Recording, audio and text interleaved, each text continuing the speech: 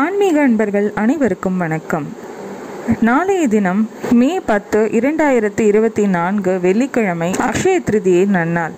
அந்த நாளில் என்ன மாதிரி பூஜை செய்யணும், அந்த நாளில் நம்ம என்ன வாங்கினா பல மடங்கு புண்ணியத்தை கொடுக்கும் அப்படிங்கிற விரிவான பதிவை ஏற்கனவே நான் இந்த சேனலில் போட்டிருக்கேன். பார்க்காதவங்க போய் பாருங்கள். இப்போ வாங்க அக்ஷய திருதியை நன்னாள் அன்னைக்கு நடந்த முக்கியமான சில நிகழ்வுகள் என்னென்ன அப்படிங்கிறத பார்க்கலாம். அதன் மூலம் நம்ம அக்ஷய திருதியை நன்னாளின் மகத்துவத்தை பற்றி தெரிஞ்சுக்கலாம். வாங்க பதிவுக்குள்ளே போகலாம். அக்ஷய திருதியை அப்படிங்கிற நாளில் என்னென்ன நடந்தது அப்படின்னா, கிருத யுகம் அப்படிங்கிற யுகம் பிறந்த நாள் தான் அக்ஷய திருதியை. கங்கை பூமியை முதலில் தொட்ட நாள்.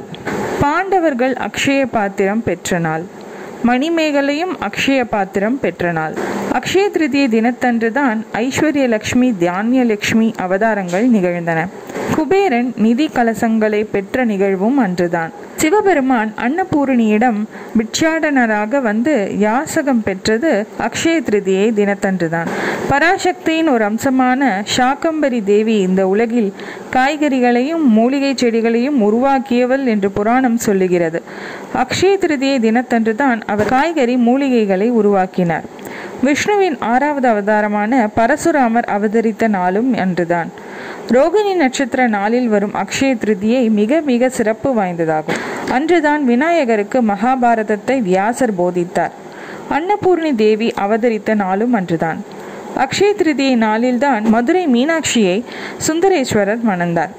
குழந்தைகளுக்கு அக்ஷராபியாசம் என்னும் கல்வி தொடங்குவதும் மிகவும் சிரேஷ்டமான நாள் அந்நாள். ஏழுமலையான் தன் திருமணத்துக்கு குபேரனிடம் கடன் வாங்கியதாக புராணம் சொல்லுகிறது.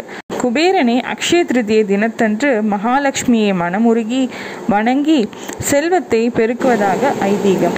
அக்ஷய திருதியை தினத்தன்று செய்யப்படும் தானங்களில் அன்னதானம் மிக உயர்வாக கருதப்படுகிறது.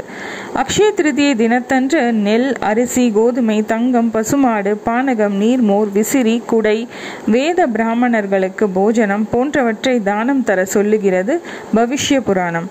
அன்றைக்கு கொடுக்கப்படும் பொருட்கள் அளிப்பவருக்கு செல்வம் நிறைவாக பெருகும். இவ்வாறு பல சிறப்புகள் வாய்ந்த இந்த அக்ஷய திருதியை நன்னாளில் நாம் மகாலட்சுமி தேவியும் குபேரரையும் வணங்கி அனைத்து வித அருளையும் பெறணும்னு வேண்டிக்கிறேன்.